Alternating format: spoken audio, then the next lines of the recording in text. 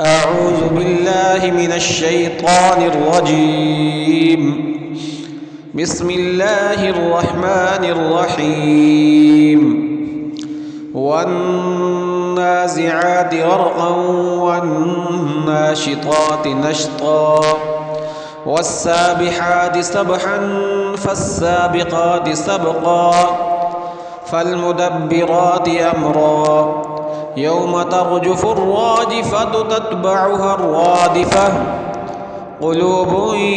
يومئذ واجفة أبصارها خاشعة يقولون أئنا لمردودون في الحافرة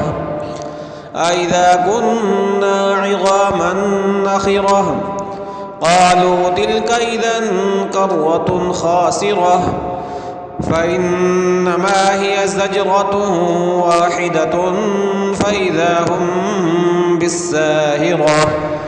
هل أتاك حديث موسى إذ ناداه ربه بالوادي المقدس طوى اذهب إلى فرعون إنه طغى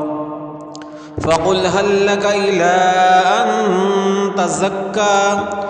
وأهديك إلى ربك فتخشى فراه الآية الكبرى فكذب وعصى ثم أدبر يسعى فحشر فنادى فقال أنا ربكم الأعلى فأخذه الله نكال الآخرة والأولى إن في ذلك لعبرة لمن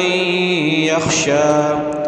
أأنتم أشد خلقا أم السماء بناها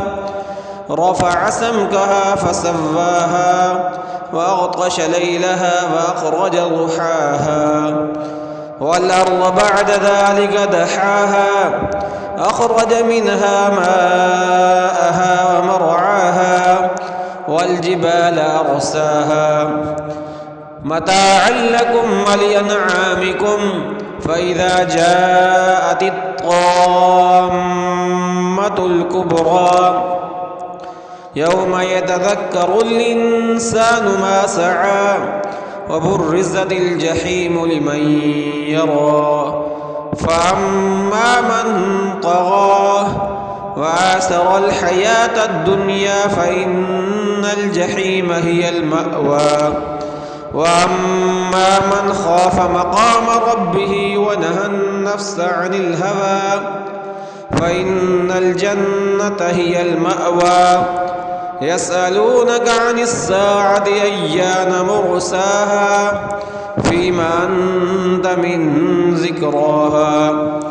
إلى ربك منتهاها إنما أنت منذر من يخشاها كأنهم يوم يرونها لم يلبثوا إلا عشية أو ضحاها.